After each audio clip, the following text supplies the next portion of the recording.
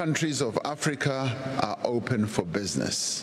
I-Intra-African Trade Fair isigcawu esihlanganisa ke amazwe asezwenikazi lase-Afrika ngenhloso yokuzama ke ukuqinisa amaxhama ezokuhwebelana phakathi kwawo.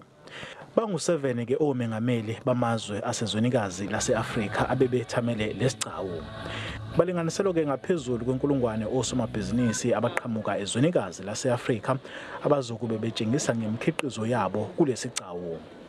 It is precisely this lack of competitiveness that has placed our continent at a very significant disadvantage relative to other regions of the world, such as South Asia, China, which contribute significant amounts to global trade and global output.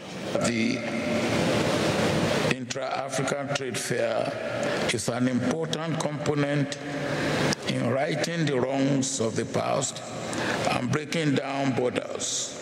Ukuhwebelana phakathi kwamazwe ase-Afrika kuphansi kakhulu uma kuqhathaniswa ke namanye amazwe.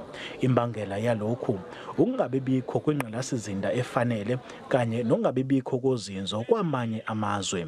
Njengoba ke izwekazi Afrika linabantu abalinganiselwa ku-1.3 billion, izinhloko zalamazwe ziyavuma ukuthi kumele ke uhulumeni aqinise ekuqeqeshweni abantu kanye nokutshala imali. Africa must be a marketplace where no country is left behind. It is necessary for our African continent to scale up investments in innovation, science and technology, as well as research and development, leveraging on our various unique resources, ornaments, and comparative advantages. Umengameli uCyril Ramaphosa uthi izwekazi Afrika kumele lisebenzise lesigcawu ukubhala ke isahluko esisha ngakwezomnotho.